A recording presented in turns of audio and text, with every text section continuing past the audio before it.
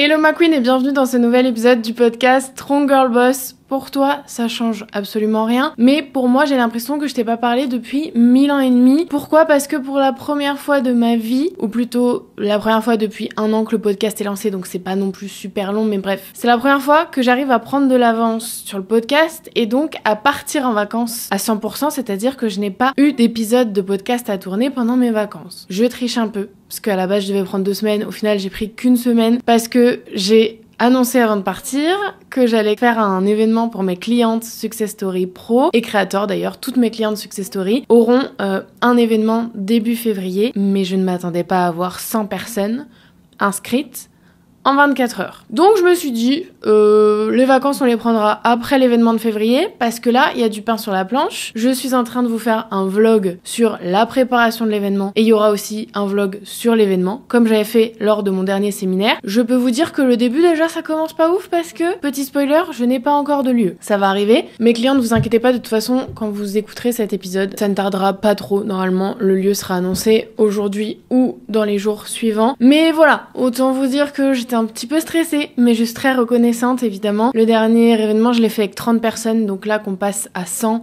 c'est un petit peu incroyable. Voilà. J'espère que t'as passé de bonnes fêtes, que tu m'as écouté et que tu as déconnecté et profité de tes proches et voilà. Si c'est pas le cas, eh bien, j'espère que le Noël prochain sera meilleur. Mais en tout cas, on va essayer, on va même réussir à commencer l'année ensemble sur de bonnes bases, puisque qui dit nouvelle année dit nouveaux objectifs et aujourd'hui, je vais te partager les miens. Je vais te partager aussi mon plan d'action pour essayer d'atteindre ces objectifs et ça pourra t'inspirer à faire de même, à te créer les tiens et à t'inspirer de comment je procède. J'ai fait énormément de vidéos YouTube sur comment fixer ses objectifs, donc si tu ne les as pas regardées, je t'invite à le faire juste après cet épisode. Dans cet épisode-là, on va pas s'attarder sur comment faire, je vais plutôt te dire qu'est-ce que je vais faire concrètement. Je viens aussi de sortir le premier épisode de ma série de janvier sur YouTube qui s'appelle Deviens une fucking queen. Donc si tu ne l'as pas vu, pareil, qu'est-ce que t'attends là? T'as du contenu à rattraper, ma belle. Je vais t'aider à réussir ton année, mais pour ça, il faut que tu regardes. C'est un épisode sur comment faire un vision board et pas un vision board en mode, parce que là, j'ai vu plein de stories et ça m'embête. J'espère qu'avec ma vidéo, vous referez vos vision boards parce qu'un vision board super large, que n'importe qui pourrait s'approprier, je suis désolée de te dire que ça ne fonctionnera pas, ou en tout cas, ça ne fonctionnera pas aussi bien que la technique que je te donne dans ma dernière vidéo YouTube pour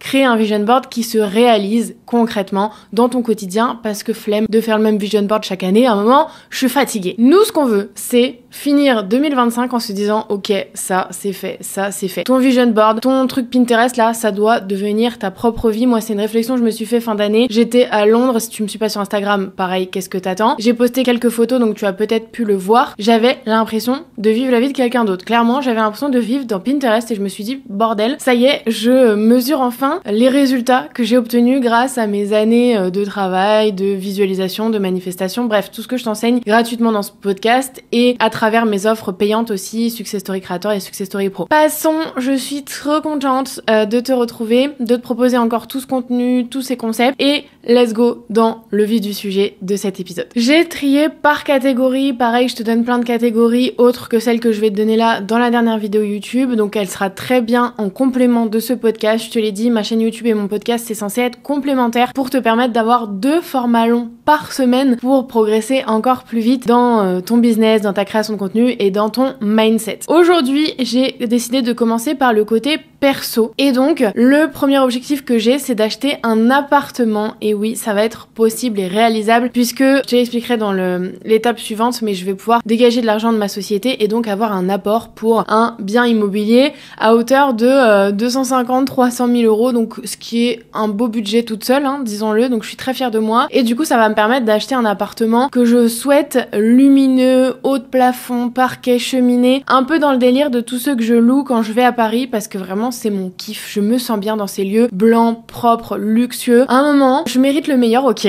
Donc, je veux pas m'empêcher d'acheter un bien qui ressemble à ce que j'ai envie d'avoir. Comme d'habitude, je vous dis toujours, si vous n'êtes pas la personne que vous voulez devenir à l'heure actuelle, si vous prenez pas les décisions que cette personne prendrait, vous risquez pas d'obtenir les résultats que vous voudriez. Donc je vais pas m'empêcher de prendre un bel appart lumineux et tout, alors que je peux le faire. Ça n'a aucun sens. Donc voilà, je pense que je réussirai cette année à vivre dans les lieux que pour l'instant je loue et que j'ai la chance aussi de pouvoir louer quand je me déplace. Mais voilà, là j'ai envie que ce soit chez chez moi, que je puisse mettre la déco que je veux. Voilà, je vais me refaire un mood board Pinterest. Pinterest n'est pas prêt, mon compte bancaire n'est pas prêt, mais par contre moi je suis tout à fait prête à vivre dans cet endroit. Donc mon plan d'action pour cet objectif, je vais te faire à chaque fois que je cite un objectif que j'ai, le plan d'action que j'ai prévu pour l'atteindre. Et donc ça va me donner une guideline, parce que tu peux te mettre tes objectifs, je veux un appart, je veux une voiture, je veux un machin, mais tu sais pas comment y arriver, tu passes pas à l'action, ça risque pas de se réaliser. La manifestation, j'y crois beaucoup, c'est très bien et je t'en parle dans un épisode de podcast dédié, mais par contre,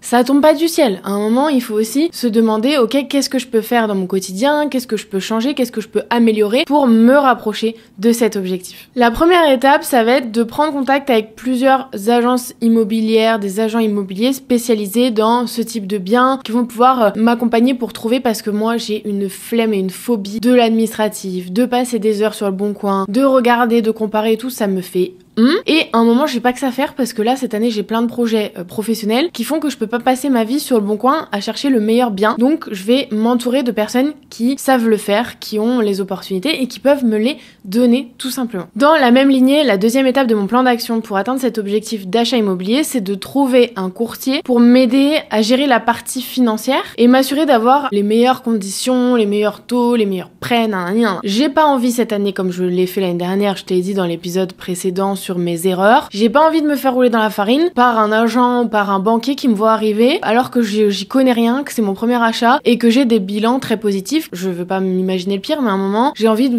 me faire accompagner par des gens qui savent et qui vont pouvoir poser leur sur la table pour moi et dire attendez les gars, je vais mettre en concurrence les banques, bref, je sais pas comment ça se passe, mais t'as compris. Je vais prendre un courtier. Pareil, le mec ou la nana, ils vont me dire ok, il y a besoin de ça, ils vont me faire le dossier, ils vont me présenter un beau truc aux banques, ça va mettre toutes les chances de mon côté, ça va être génial, en tout cas j'y crois fort et j'espère que ça se passera comme ça. Et donc pour ça, encore une fois, je ne veux pas gérer ça toute seule. Et comme j'ai les moyens entre guillemets, et encore une fois, il y a pas besoin d'avoir un budget énorme, je pense, pour ce genre de truc. C'est comme d'habitude, est-ce que tu as du temps à mettre là-dedans et est-ce que ça te rapportera de l'argent ou pas, ou est-ce que tu délègues et tu mets un peu d'argent mais par contre ça te gagne du temps et donc tu peux faire de l'argent encore plus en faisant d'autres trucs. Moi c'est clairement ce que je me dis. J'ai pas un budget illimité, mais j'ai la possibilité de payer s'il faut une agence IMO, de payer s'il faut un courtier, parce que je sais que le temps que ces gens me gagnent dans ma vie perso, c'est du temps gagné dans ma vie pro où je peux vendre plus de produits, accompagner mieux mes clientes, créer des nouvelles offres, organiser des événements, tout ça, c'est ça mon business, c'est ça moi là où je génère de l'argent.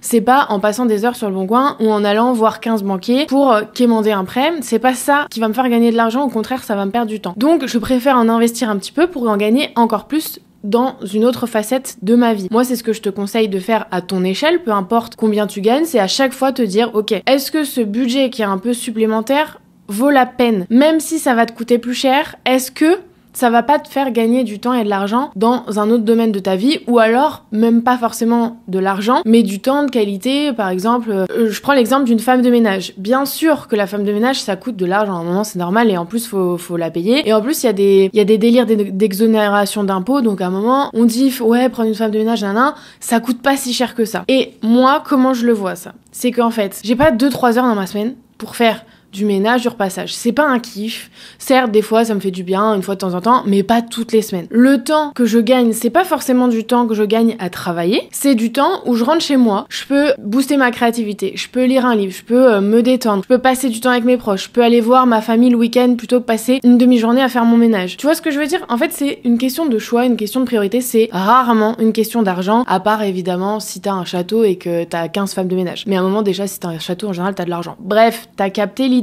Ensuite, étape suivante, c'est lister mes critères prioritaire pour m'assurer de pas perdre du temps dans des visites inutiles, pour faire gagner du temps aussi à mon courtier, à mon agent IMO, qui sache exactement ce que je recherche, mes trucs qui sont des priorités, qui sont non négociables, mes trucs qui seraient des petits plus et qui justifieraient peut-être un budget supplémentaire, voilà. Par exemple, s'il y a un petit extérieur, c'est un bonus, mais c'est pas non négociable parce que malheureusement, le type de bien que je recherche, c'est très rare avec un extérieur et c'est parfois pas très sécurisé. Enfin voilà, il y a des inconvénients même en ayant un extérieur. Donc ce sera un bonus. Par exemple, un truc qui est non négociable, c'est vraiment de la luminosité et de la hauteur sous plafond. C'est vraiment, j'ai pas envie de m'enfermer dans un petit truc. Faut que le bien ait du cachet. Je veux pas un bien neuf dans un immeuble tout pourri, même si c'est un balcon, je m'en fous. C'est pas ce que je recherche. Voilà un petit peu. C'est comme d'habitude, peu importe ton objectif, il faut te fixer des non négociables, des choses bonus, des trucs vraiment, savoir ce que tu veux précisément, ça te servira forcément à attirer la meilleure opportunité. Si je réfléchis pas à chaque détail de mon appartement, il y a beaucoup moins de chances qu'il ressemble à ce dont je rêve, puisque je sais pas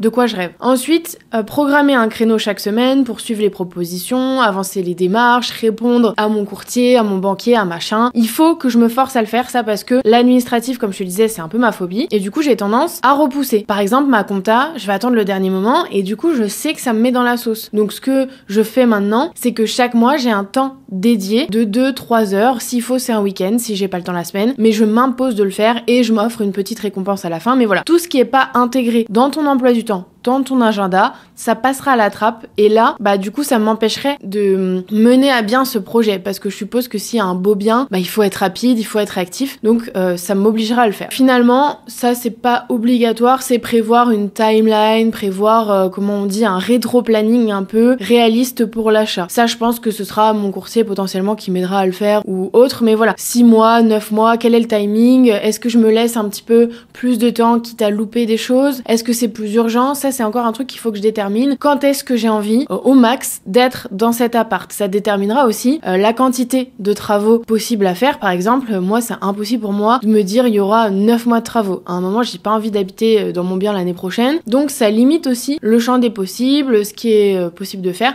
J'ai oublié de le préciser aussi, mais j'aimerais, s'il y a des travaux, m'entourer d'une architecte d'intérieur parce que pareil, je veux pas avoir à gérer les artisans, les trucs, je veux pas me faire enfumer sur les prix, je veux quelqu'un qui sache gérer et dont c'est le métier parce qu'encore une fois, j'ai pas le temps. Peut-être que quand j'aurai un business plus avancé, plus autonome, et encore on dit tout le temps ça mais ça arrive très rarement, que j'aurai plus rien à faire dans mon business, peut-être que je me dirais là, je vais passer mon temps à aller visiter des apparts parce que j'ai que ça à faire. Là, ce n'est pas le cas. Deuxième objectif perso, c'est de retrouver un mode de vie équilibré. Je dis retrouver mais c'est conserver, optimiser mon mode de vie en termes de sport, d'alimentation et de sommeil parce que j'ai clairement compris cette année, enfin l'année dernière du coup, mon mode de vie était une condition à la réussite de mon business. Ça paraît évident, mais en fait, quand t'es entrepreneur, t'as tellement la tête dans le guidon, machin, que tu te dis, la réussite de mon business, c'est prioriser 1 heure de travail plutôt qu'1 heure de sport. C'est faux. Et ça, on en reparlera aussi dans ma série Deviens une fucking queen en janvier sur YouTube. Mais le mode de vie, pour moi, c'est devenu une base. Il faut trouver un rythme qui nous convient et s'imposer aussi des choses en termes de sport, d'alimentation et de sommeil pour tenir toute l'année correctement. Évidemment, il y aura des hauts, il y aura des bas, mais à un moment, il y aura plus de bas que de hauts. Si je fais pas d'efforts là-dessus, j'en ai très bien conscience. Et ça, je me dis, c'est un objectif qui est quand même réalisable parce que justement, l'année dernière, j'ai compris qu'il fallait d'abord que je change de mindset avant de changer mes habitudes. Pourquoi? Parce que justement, j'avais pas encore cette notion aussi forte en moi de mon repos, mes temps off, mon équilibre, mon alimentation a un impact direct sur mon business et c'est l'inverse que je suis en train de faire. Si je change pas de mindset, je vais flinguer mon business parce que je le fais passer en priorité alors que la priorité c'est moi. Donc maintenant que j'ai adopté ce changement de mindset, je sais que ça va être plus facile pour moi de réintégrer une bonne routine sans culpabiliser. Donc maintenant il faut aussi que je décide de combien de fois par semaine je vais au sport, quel sport je veux faire, quel régime j'adopte en priorité. Le régime anti-inflammatoire c'est quand même je pense ce qui me correspondrait le mieux, mais voilà ça a quelques limites, quelques inconvénients. Donc qu'est-ce que je peux intégrer dans ma routine qui va faire que je vais me sentir mieux. Mon plan d'action du coup c'est programmer mes séances de sport chaque semaine dans mon agenda et le faire à l'avance. Ça c'est possible avec le CrossFit tout simplement en réservant et je suis aussi dans une salle de sport et donc ça il faut que je me le cale dans mon agenda et que je me dise je ne l'enlève pas et si jamais je me sens pas de faire une séance vraiment force, je peux aller à la salle juste pour faire du tapis en marche inclinée, voilà. Et je veux aussi m'imposer tous les matins ou un matin sur 2 de faire du tapis puisque j'ai acheté, comme tu le sais normalement si tu me suis, un bureau qui se lève et un tapis de marche. Donc ça c'est le deuxième point du plan d'action, c'est faire mes pas sur mon tapis chaque jour quand je travaille plutôt que rester assise. Troisième étape, c'est faire mes courses en avance chaque semaine avec des recettes prédéterminées, notamment via Joe, je pense. C'est ce qui fonctionne le mieux pour moi. Évidemment, des fois, je rajoute des petits trucs parce que sur Joe, malheureusement, des fois, il y a des recettes où il n'y a pas de légumes, des fois, il y a des recettes où il n'y a pas de protéines. Enfin voilà, moi, je veux manger des féculents, des protéines et des légumes à chaque repas. Donc, il faut toujours que j'adapte un petit peu les recettes, mais c'est rien par rapport à faire ces recettes soi-même. Avant, j'avais que ça à faire. Ma création de contenu reposait aussi sur les recettes et le sport que je faisais, donc c'était plus simple pour m'organiser. Aujourd'hui, je prends plus de plaisir à passer du temps sur qu'est-ce qu'on va manger, machin. Donc je me fais un Joe, je modifie ce qui me va pas et je fais un drive, je reçois tout et on n'en parle plus. Tu peux faire HelloFresh, tu peux faire plein de trucs. Moi, c'est pas pratique parce que je suis pas chez moi, je suis au bureau, donc voilà. Dans tous les cas, programmer, planifier, c'est le meilleur moyen de réussir ton objectif puisque, par exemple, pour l'alimentation, si je fais pas de courses, je commande, je mange de la merde, j'ai la flemme de cuisiner des trucs qui prennent plus de temps, j'ai pas tous les ingrédients, ça, c'est le diable. Donc, il faut absolument que je me mette même un créneau dans ma semaine. Par exemple, je m'étais mis là sur la fin d'année, donc je vais le refaire cette année. Le lundi de midi à 12h30, je fais mon drive, on va le chercher le lundi soir, et ciao bye bye, on a les courses pour la semaine. Il y a des gens pour qui ça peut paraître évident, mais franchement, moi, c'était un gros point noir de mon année dernière, les courses, le fait de manger bien, parce qu'en fait, encore une fois, j'ai pas envie. C'est pas que j'ai pas le temps. La semaine, j'ai pas le temps. Mais je pourrais me dire, j'ai pas le temps la semaine, je vais faire mes courses le samedi matin. Je n'ai pas envie. Le week-end, je veux rien faire. Donc, j'optimise, je fais des drives et je me prends pas la tête à aller en course alors que ça me fait chier. J'y vais de temps en temps et du coup, quand j'y vais de temps en temps, c'est un plaisir. Mais pareil, quand je suis dans le magasin, j'achète des Kinder, machin. Bref, le drive, c'est plus safe. Ensuite, l'étape suivante, c'est les compléments alimentaires. Ça, pareil, j'en parle souvent dans mes vlogs, donc je t'invite à les regarder si tu veux voir un petit peu ce que je consomme comme complément. Et dernière étape, c'est prévoir un bilan tous les mois pour voir mes progrès, ajuster, voir ce que j'ai fait en sport, ce que j'ai mangé, est-ce que c'est bien, est-ce que j'optimise, qu'est-ce que je veux pour le mois prochain, nan. Ça, tu vas le voir globalement dans tous mes objectifs. La dernière étape du plan d'action, c'est faire des bilans. Que ce soit dans ton business, dans ta création de contenu, dans tes finances, dans tes objectifs perso, si tu ne fais pas de suivi, tu perds du temps. C'est-à-dire que tu vas devoir en juin ou en septembre te dire mince alors, en janvier je m'étais mis cet objectif, mais je me suis jamais rappelé à la fin de chaque mois où est-ce que j'en suis machin. Donc en fait j'aurais pu avancer 3 fois plus vite. Et là j'ai rien fait de ce que j'avais prévu. On veut pas ça, ok? On veut avoir le contrôle sur notre année et ça passe par des bilans, ça passe par de l'auto-analyse de ce que tu fais de bien, ce que tu fais de pas bien. Il faut célébrer, mais à un moment il faut aussi se mettre des coups de pied aux fesses quand il y a un mois où on n'a pas fait ce qu'on avait à faire pour atteindre nos objectifs. La deuxième catégorie que j'ai choisie, c'est la catégorie finance. L'oseille, la moula, tu l'appelles comme tu veux. Mon premier objectif, il est professionnel, c'est-à-dire qu'il est lié à mon business. Parce que maintenant que je suis plus en auto-entreprise, mes finances de ma société sont séparées de mes finances personnelles. Ça, c'était un calvaire quand tu passes en société parce qu'au début c'est très compliqué à vivre et à comprendre. En tout cas pour moi ça l'a été parce que les histoires de salaire c'est plus du tout les mêmes. Quand t'es en auto-entreprise, certes tu as des charges etc, mais ton salaire c'est ton salaire. Là en société ton salaire te coûte le double à ta société puisque tu payes de l'URSSAF dessus, tu payes de la cotisation à la retraite, à l'assurance maladie, alors que t'auras jamais de retraite, mais passons, c'est un autre débat. Mais bref, pour le même salaire quand j'étais en auto et quand je suis en société, je me coûte le double. En revanche, évidemment, j'ai moins d'URSSAF chaque mois parce que c'est juste sur mon salaire et pas sur mon chiffre d'affaires. Je peux retirer plein de charges. J'ai l'impôt sur la société et puis l'impôt sur le revenu en perso. Enfin si, j'ai mes impôts, ça j'ai oublié. J'ai mes impôts à la source du coup maintenant, mais c'est plus facile à gérer. En tout cas, j'espère parce que c'était une galère, on va pas revenir dessus non plus. Mais voilà, ça a évidemment des avantages. J'ai bien fait de passer en société, mais au début, c'est difficile à gérer parce que du coup, au lieu d'avoir un truc à gérer, t'as 2 trucs différents à gérer, c'est-à-dire tes finances personnelles et les finances de ta société. Donc, côté société, j'ai envie d'atteindre un chiffre d'affaires mensuel de 50 à 60 000 euros encaissé par mois et d'essayer de le stabiliser puisqu'aujourd'hui je suis à environ sur l'année 30-35 000, il faudrait que je refasse le calcul de chiffre d'affaires encaissé. D'ailleurs je te dis une bêtise parce qu'en fait j'ai refait là le bilan sur un post Instagram et je suis à plus de 400 000 euros de chiffre d'affaires, donc en fait ça fait pas du tout ça mensuel si, divisé par 12. Ouais si c'est ça. En gros je fais 35 000 euros encaissés de chiffre d'affaires par mois si je liste sur l'année. Il y a des mois où j'encaisse 20 000, il y a des mois où j'encaisse 50 000, mais voilà. En moyenne je suis à 35.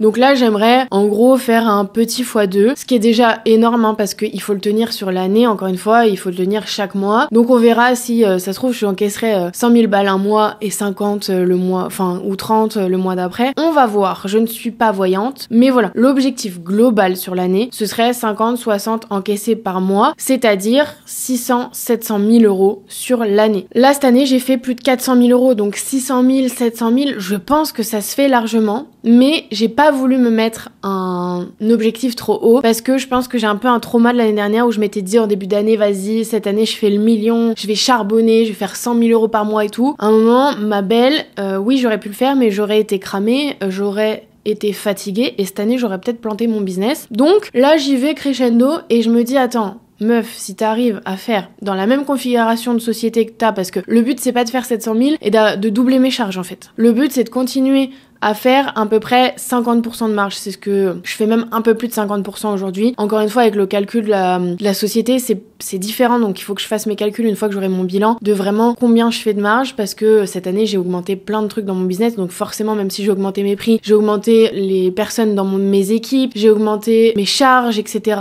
Donc, forcément, je suis moins au clair sur tout ça. Il faut que je fasse un bilan. Mon autre conseil quand tu te fixes des objectifs, c'est certes de te fixer un objectif à l'année, c'est-à-dire je veux tant d'abonnés cette année, je veux tant de chiffre d'affaires cette année, mais je trouve que le plus intéressant c'est de le ramener au minimum à combien ça fait par mois, parce que sinon tu navigues un peu encore une fois à vue et à la fin de l'année tu vas te dire ah bah j'ai fait tant, mince c'était pas l'objectif que je voulais, alors que là je sais que 600-700 000 euros sur l'année ça fait 50 à 60 000 euros encaissés, attention pas générés, par mois. Donc bah en fait je vais savoir d'un mois à l'autre est-ce que je l'ai fait, est-ce que je l'ai pas fait, et c'est comme ça que je vais avancer. Il y a rien de sorcier dans se fixer des objectifs et avancer tout au long de l'année comme ça. Est-ce que je l'ai fait, est-ce que je l'ai pas fait? Si je l'ai pas fait, comment je fais pour m'améliorer, optimiser et faire en sorte de l'atteindre le mois prochain ou le mois d'après ou le mois d'après? Et si je l'ai réalisé, ok, est-ce que je peux pas me mettre un petit challenge pour faire encore mieux le mois suivant? Ou alors, si je l'ai réalisé et que je sens que je suis un petit peu fatiguée, que j'ai envie de profiter, de célébrer, bah ok, j'acte le fait que le mois prochain, je ferai moins bien, mais c'est volontaire. Comme je te le dis toujours, dès que c'est contrôlé, dès que c'est un choix de ta part, tout est ok. Le truc qu'il faut pas faire, c'est se dire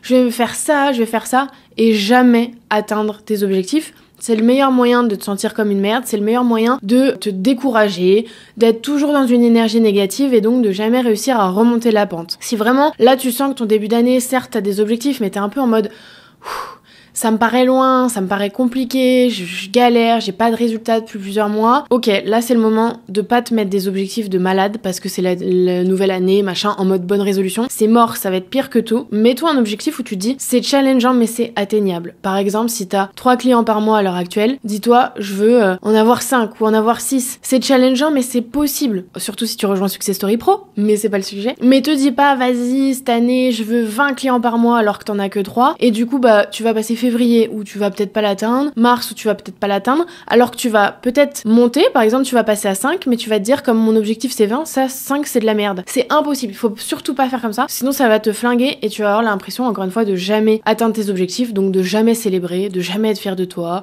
de jamais voir ton évolution, de tout le temps te comparer aux autres, bref, ma phobie. Bref, du coup, là je pense comme je te disais que 600-700 à l'année c'est clairement possible, j'ai fait plus de 400 000 cette année, alors que voilà au début d'année j'étais pas structurée, j'étais fatiguée, j'ai eu un gros lancement en juin et en septembre, novembre, j'ai réussi à faire des trucs de dingue alors que j'étais toute seule. Enfin voilà, tu connais l'histoire si tu m'écoutes toutes les semaines. Donc franchement, je me dis c'est faisable, c'est possible. Si j'ai mon équilibre à côté, si j'atteins cet objectif tout en étant alignée à mes valeurs, en aidant encore plus de femmes, en faisant aussi des événements pour en faire profiter, pour continuer à donner à des associations encore plus que ce que j'ai pu faire là depuis le début de ma société. C'est pas énorme, mais voilà, c'était aussi le temps que je me stabilise, voilà, je voulais pas non plus cramer toute ma trésor, et j'en suis loin évidemment, mais j'ai quand même donné plus de 2500 € à la Ligue contre le cancer. Ça m'a beaucoup touchée cette année de pouvoir le faire, bon, voilà, c'était symbolique. Et autre choix symbolique que j'ai eu, c'était de financer une bourse dans mon ancienne école, c'est-à-dire qu'ils m'avaient contacté pour participer à une collecte de 2000 € par promo pour financer une bourse, et moi j'ai dit bah en fait j'aimerais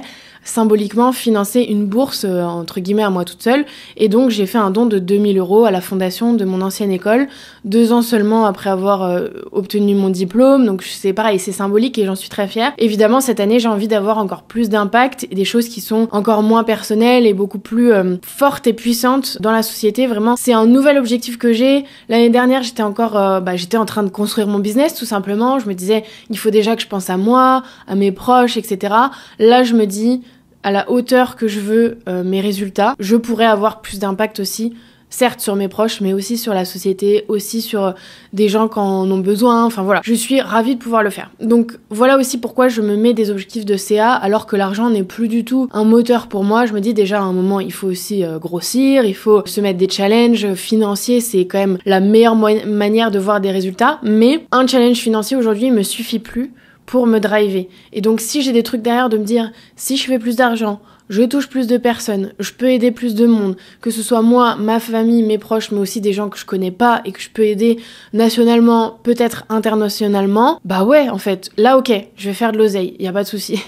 Donc voilà un petit peu ma réflexion autour de cet objectif, et c'est ce que je voulais dire, c'est que c'est important d'avoir un pourquoi fort derrière chacun de tes objectifs. C'est bateau, on le dit tout le temps, mais te dire je veux aider un maximum de femmes, c'est pas suffisant. Pourquoi tu veux aider un maximum de femmes? Pour quelles raisons?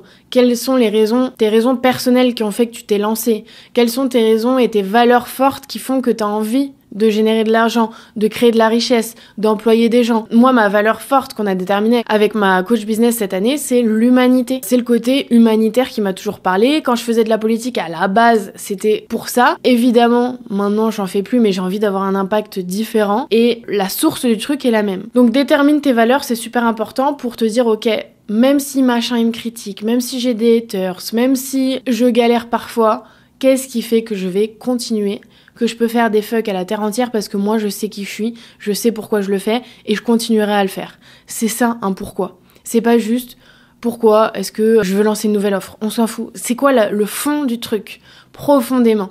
Et ça il faut vraiment aller le chercher pour justement pas décrocher au moindre obstacle. Du coup, sur ces 600-700 000 euros à l'année, j'aimerais bien faire 300 000 euros de résultats. C'est énorme, hein. Mais cette année, j'ai fait 100 000 euros de résultats parce que j'ai eu des petits couacs en début d'année qui ont fait que, bon, bref, on va pas revenir dessus. Mais je pense que j'aurais pu dégager plus de chiffres. On a passé beaucoup de charges, etc. parce que j'avais une auto-entreprise et donc j'allais me faire allumer. Passons. Donc, sur 6 mois là de l'année, j'ai créé ma société, la nouvelle, en juin. J'ai 100 000 euros de résultats. C'est-à-dire que sur mon chiffre d'affaires, qui était j'ai pas encore le bilan exact, mais de genre 300 000 euros, j'ai 100 000 euros. Et pour celles qui savent pas, en fait, moi, je savais pas ce que ça voulait dire. En fait, quand t'as pas de société, tu comprends rien. Enfin, tu sais pas que tu comprends rien, c'est que tu t'intéresses pas au truc. Mais en fait, le résultat, c'est pas mon bénéfice, c'est pas mon chiffre d'affaires moins mes charges. Je suis pas comptable, donc là, je vais te dire peut-être de la merde. En gros, mon résultat, c'est ce qu'il y a en plus sur ma boîte, c'est un peu de l'argent de poche, si tu le compares à un truc. C'est de l'argent de poche parce que il y a plus d'impôts dessus. T'as déjà pris ton salaire. Moi, je prends un salaire. Il y a des gens qui prennent pas de salaire, donc le résultat, sûrement, et le salaire est dedans, bref. Mais moi, là, vraiment, mon résultat, c'est vraiment de l'argent de poche.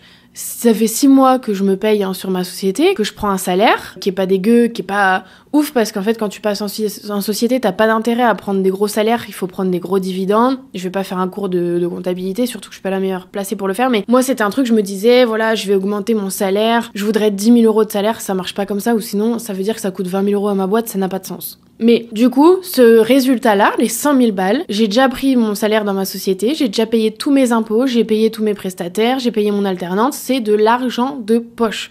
Donc là, j'ai 100 000 euros de résultats et je pense que je vais prendre à peu près la moitié en dividendes, c'est-à-dire qu'en gros, je vais laisser 50 000 euros de trésorerie sur ma boîte. Et pareil, c'est de la trésor, moi je remplis ma trésor chaque mois, j'ai à peu près 10 à 20 000 euros de trésor que je mets de côté chaque mois pour être sûr de pouvoir financer mes événements. Par exemple, là, je vais avoir un gros budget pour mon événement. Je vais devoir payer des choses avant de recevoir l'argent de l'événement et dans tous les cas, c'est pas un événement qui est rentable. Donc voilà, la trésor, elle sert à ça. Elle sert aussi à me dire, bah si à un moment, j'arrête tout, il y a un problème avec Instagram, moi, j'ai un problème de santé, j'en sais rien. Je pars en vacances, je fais le tour du monde, bah j'ai 3, 4, 5 mois de charges d'avance. C'est-à-dire que même si mon business ne rentre 0 € pendant 5 mois, je peux payer tout le monde, je peux continuer à faire ma vie et tout va bien. Voilà pourquoi je garde de la trésor évidemment sur ma société.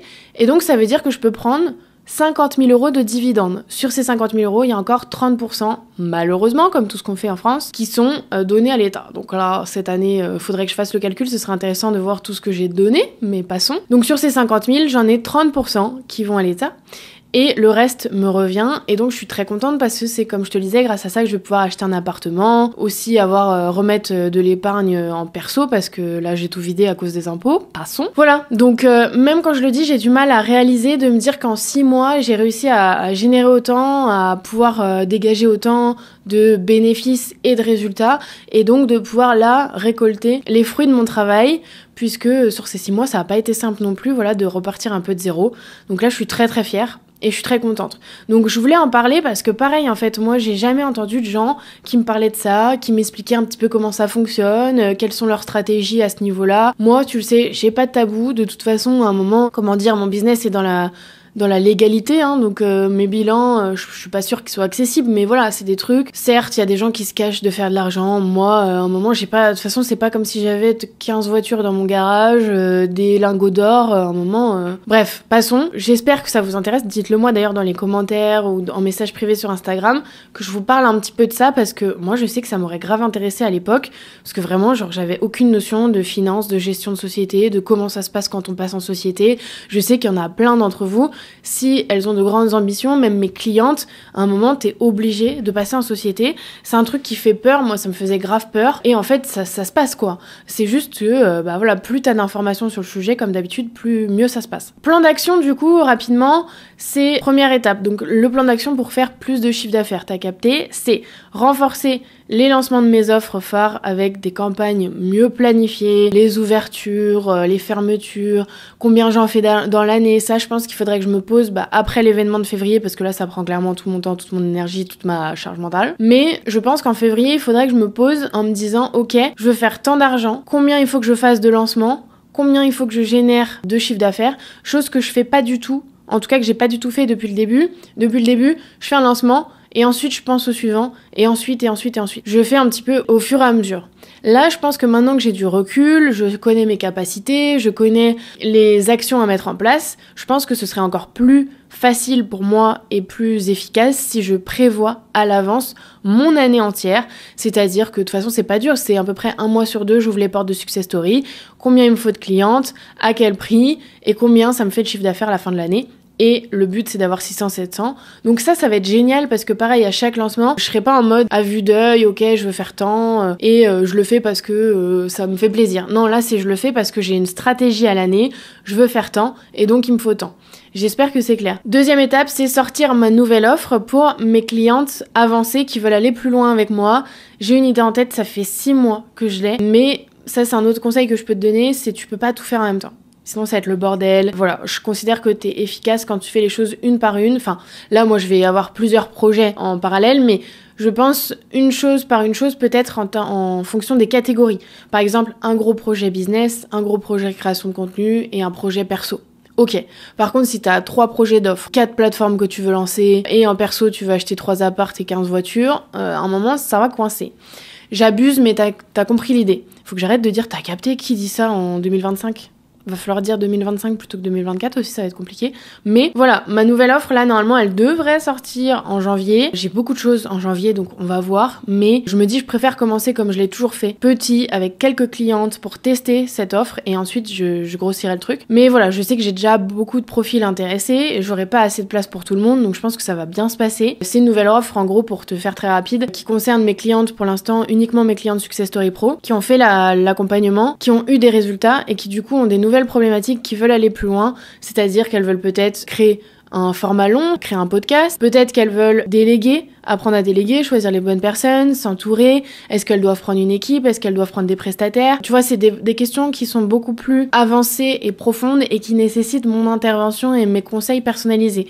Évidemment, ça aura un prix plus élevé, mais voilà, c'est des clientes qui en général me font confiance et si elles reprennent chez moi, c'est qu'elles savent que je vais pouvoir les aider. Mais ça va me permettre d'augmenter évidemment mon chiffre d'affaires, hein, et surtout de le stabiliser, c'est-à-dire que ce sera une offre sur 3 mois renouvelable et avec un paiement mensuel, etc. Donc ça me permettra aussi de savoir sur l'année, ok, combien je veux prendre de personnes dans cette offre, combien de chiffre d'affaires ça va me générer, et ce sera stable en général, plus que quand je fais un lancement et ensuite il n'y a plus rien, et ensuite un lancement et ensuite il n'y a plus rien. Troisième étape, c'est diversifier mes sources de revenus en faisant des collaborations, des projets affiliés, etc. Pourquoi ? Parce qu'en fait, aujourd'hui, mes podcasts que tu écoutes, ma chaîne YouTube me coûtent un bras. J'abuse, hein, je peux le faire, mais c'est quelque chose qui n'est pas rentable. En gros, je me sers de l'argent que je génère grâce à mes offres pour financer ma création de contenu. C'est-à-dire qu'un podcast, il me coûte environ 500 €. C'est-à-dire que, et encore, j'ai mon bureau, j'ai mon matériel, donc tout ça, je le compte pas dedans. Mais si tu loues un studio, n'en parlons pas. Moi, ce qui me coûte de l'argent, c'est le montage et c'est le content management qu'il y a derrière. C'est-à-dire, j'ai des personnes qui montent la vidéo, j'ai une personne qui fait des retours avec les monteurs, et qui poste et qui programme le podcast. Donc ça, c'est un truc que je veux pas du tout arrêter, parce que c'est génial, ça me sauve énormément de temps, c'est bien fait. Je pense que vous le voyez aussi, ça me permet d'être plus efficace dans moi, le scripting, les idées, le tournage, etc. Ça me permet d'être plus régulière, d'être plus créative. Mais du coup, ça me coûte de l'argent qui n'est pas rentabilisé par le podcast, puisque le podcast n'est pas monétisé à l'heure actuelle. Ma chaîne YouTube, j'ai fait les démarches pour l'être, mais en fait, j'ai pas encore regardé ce qu'il faut faire, et puis je pense que je gagnerais 10 balles par vidéo. Mais ce que je veux faire du coup, et ce qui je pense est le plus rentable en termes de monétisation du podcast et de la chaîne YouTube, c'est des collaborations. En revanche, maintenant que j'ai un business qui me rapporte de l'argent, je peux pas mettre un annonceur sur mon podcast s'il me rapporte 500 balles, alors que si je parle de mes offres, je peux vendre à tant de personnes et un podcast peut me rapporter tant d'argent. Tu vois ce que je veux dire? Donc si je le fais, c'est vraiment avec des marques dont j'ai envie de parler, pourront vous aider, qui sont cohérentes avec le sujet du podcast, etc. Donc ça demande de la recherche, ça demande de l'anticipation, parce que pareil, quand tu fais une promo, en général, pour un annonceur, il faut lui envoyer à l'avance, etc. Moi, tu sais que des fois, j'enregistre le podcast à la dernière minute. Donc c'est du temps investi, des contraintes, et l'argent qui est en face, pour l'instant, en tout cas pour les propositions que j'ai eues, ne m'intéresse pas. Je préfère à la rigueur financer moi-même mon podcast avec mon business plutôt que le financer via des annonceurs qui me parlent mal, qui sont pas cohérents avec mes valeurs ou qui ne me payent pas au juste prix entre guillemets. Quand t'as un business, après c'est dur de faire des collabs parce qu'en fait tu te rends compte que tout seul tu peux générer beaucoup plus d'argent que quand tu taffes pour une marque. Donc si j'étais juste créatrice de contenu, je serais très contente, mais là, à un moment aussi, il faut que je priorise mon propre business. Donc à voir ce qui est possible de faire sur des vlogs, etc. J'aimerais bien le tenter, de parler de temps en temps d'un petit produit parce que j'ai commencé dans la création de contenu, dans le sport et nutrition, j'adorais faire ça, c'est quelque chose que j'aime encore, mais j'ai plus de limites et de conditions, comme tu l'auras compris. D'ailleurs, je crois que je l'ai dit nulle part, je le dirai sur Instagram, j'ai arrêté ma collab avec Prozis, donc pour l'instant mon code fonctionne encore, mais à un moment ça va couper, normalement là en début d'année, parce que voilà, j'ai changé de personne qui s'occupait de moi, et franchement, je pense que la personne pense que je travaille pour Prozis, clairement, et que j'ai que ça à faire de répondre à des messages 3 fois par jour. Passons. Les filles qui sont chez Prozis, vous savez sûrement, si vous êtes en tout cas gérées par la même personne que moi, alors qu'au début ça se passait très bien avec quelqu'un d'autre, là j'ai dit écoutez, moi je travaille pas pour des marques qui me respectent pas, donc ciao, bye bye. Donc je ne travaille plus avec Prozis, voilà, c'est dit. Donc c'est un projet que j'ai, mais encore une fois, j'ai aussi un nouveau projet dont je parlerai dans la partie réseaux sociaux. J'ai un nouveau projet où là il y a un sens d'avoir une marque qui m'accompagne, donc je vous en reparlerai. Mais voilà, sinon sur la régularité, genre à chaque podcast parler d'un annonceur, ça m'intéresse pas pour l'instant. 4e point, pour atteindre plus de chiffre d'affaires de mon plan d'action, c'est d'être régulière dans mon contenu pour augmenter ma visibilité et donc mon nombre de prospects. Ça paraît logique, mais ça fait partie du plan d'action. Et 5e étape, comme j'ai déjà dit, analyser chaque mois, chaque lancement, etc. Est-ce que j'ai fait ce que j'avais prévu ou non? Qu'est-ce que je peux faire pour faire mieux, etc. 2e point, dans la partie finance, c'est la partie perso. Et donc j'aimerais reprendre mes investissements en crypto, en bourse. J'aimerais faire fructifier mon argent. L'année dernière, c'était vraiment une année où j'étais un peu dans l'inconnu. Voilà, j'ai changé, comme je vais pas le répéter 15 fois, mais j'ai changé de société. Mon salaire a un petit peu évolué, mais mes impôts me sont revenus dans la gueule, etc. Donc j'étais beaucoup moins cadrée que les années d'avant. Et les années d'avant qui ont fait ma réussite, qui ont fait que j'avais un plan, un budget concret, donc ça on le fera ensemble dans une vidéo YouTube, je vais le refaire cette année, pour me dire j'ai tant de salaire, combien je mets d'épargne, combien je mets d'investissement, combien je mets dans mes dépenses fixes et variables, voilà, vraiment un truc clair, je puisse me dire je mets tant par mois dans les investissements pour faire fructifier mon argent. Pareil sur la société, mais ça c'est différent. Je vais ouvrir un compte pour que ma trésorerie puisse fructifier. Parce qu'en fait, là, j'ai de l'argent sur les comptes et je perds de l'argent quand je le fais pas fructifier. Donc ça, plan d'action très rapide, c'est refaire un point complet sur mes finances actuelles, comme je te l'ai dit. 2e, me fixer un montant mensuel dédié à mes investissements. 3e, ouvrir un compte Trade Republic. J'ai découvert ça à la Creator Week et au Z Project. C'est un mec, je sais plus son nom, mais qui a créé Trade Republic, qui est une plateforme de trading et d'investissement basée en Allemagne. En gros, c'est un courtier en ligne qui te permet d'investir dans différents produits financiers comme des actions, des EFT et des crypto-monnaies. Donc, c'est très bien. Je pense que c'est très accessible. Moi, j'ai pas envie encore une fois de passer des heures à me former pour investir en bourse, Je fais confiance à ceux qui savent. Je vais créer un compte sur Trade Republic, je vais voir comment ça marche et je vais essayer quelques mois de voir ce que ça donne. 4e point, c'est quand même me tenir au courant des cryptos, des machins prometteurs. Et 5e point, comme d'habitude, faire le bilan, suivre les résultats une fois par mois. Nouvelle catégorie, et je vais accélérer parce que du coup ce podcast était censé être assez court, mais au final il est très long. Mais comme ça tu sauras vraiment ma stratégie pour l'année et je pense que ça peut vraiment encore une fois t'inspirer. Dernière catégorie donc, c'est la catégorie réseaux sociaux. Premier objectif de cette catégorie, c'est ma visibilité. J'aimerais, si t'as regardé la vidéo sur le vision board, tu sais, j'aimerais 100 000 abonnés sur Instagram et 50 000 abonnés sur YouTube. J'ai 5 000 abonnés sur YouTube et j'ai 20 000 abonnés sur Instagram, donc c'est des objectifs très ambitieux, mais pas impossibles. Et je me dis, autant sur la partie chiffre d'affaires de ma société, je préfère être, challengeante, mais possible, réalisable. Autant sur la partie visibilité, j'ai envie de me foutre des objectifs de malade, parce que de toute façon, ça me poussera à faire mieux, à faire plus. Et je sais que c'est possible parce que c'est mon métier et aujourd'hui je suis concentrée sur mes clientes, sur leur réussite à elles, donc forcément j'ai été moins rapide l'année dernière, mais je pense que cette année je peux réussir à faire les deux. Je vais demander à Valentine aussi qu'elle m'accompagne, qu'elle me permette d'être plus régulière, qu'on fasse des points, qu'on organise mieux mon calendrier éditorial, etc. Et je me dis YouTube et Insta, il suffit que je pète sur YouTube pour gagner de la visibilité sur Insta et inversement.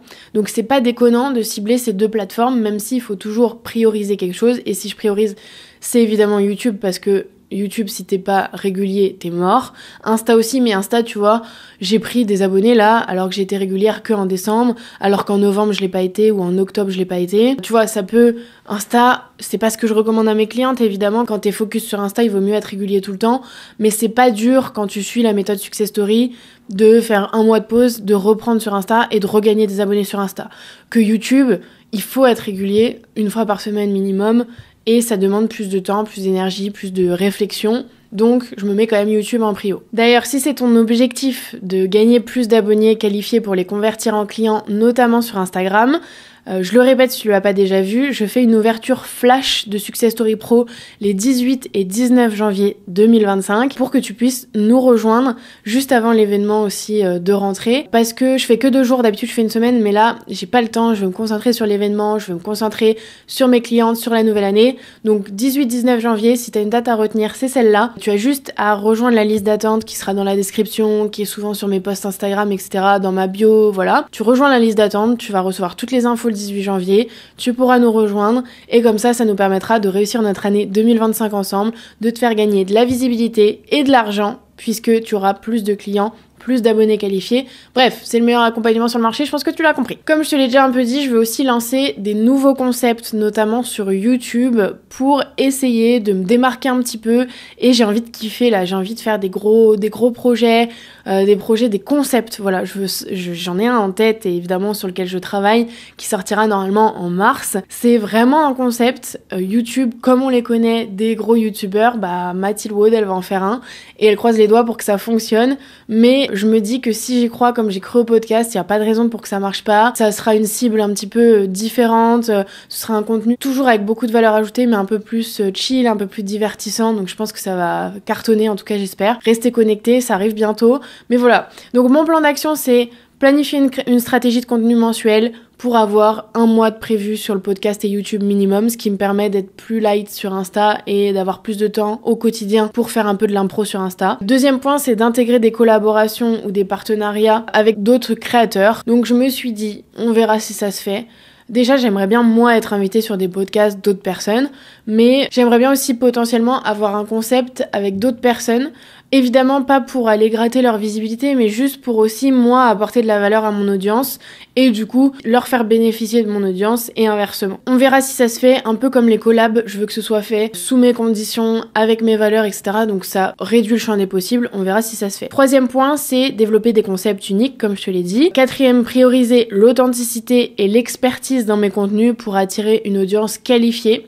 Je veux vraiment continuer à faire du contenu à forte valeur ajoutée parce que je considère que c'est ça qui fonctionne, même si je me rends bien compte que le côté vlog vous fait kiffer aussi. Il faut aussi que je fasse du contenu vraiment, pour attirer des nouvelles personnes grâce au SEO, etc., notamment sur YouTube. Il faut que je fasse du contenu en mode, je t'apprends ça, étape par étape.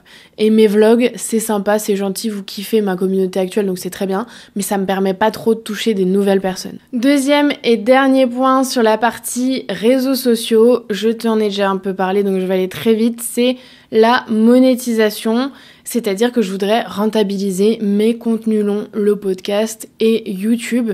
Donc, encore une fois, ça, je me le mets parce que si je me le mets pas, je l'atteindrai pas, c'est sûr, mais c'est pas ma prio. Ma prio, ça reste mon équilibre perso et mon business, mes objectifs perso, c'est-à-dire l'achat immobilier, etc., et mes objectifs de chiffre d'affaires sur mon business et donc ma nouvelle offre. Et la monétisation, je me le mets quand même dans un coin de la tête, mais ce sera pas ma priorité. Si ça se passe, tant mieux. Si ça se passe pas, c'est pas gênant. Mais voilà, c'est quand même un petit goal que j'ai. Voilà, quand tu rêves d'être youtubeuse, à un moment, être youtubeuse, c'est aussi avoir des collabs. Donc, sachant qu'en plus, je sais le faire, c'est ce que j'apprends dans ma formation Success Story Creator aux filles qui veulent avoir des collabs sur TikTok, sur Instagram. Donc, sur YouTube, ça change pas grand chose. C'est juste, faut remettre à jour un kit média et machin. Ça marche de la même manière. Donc, je sais faire. C'est juste, est-ce que j'ai envie de le faire? À quel prix? Et pour qui?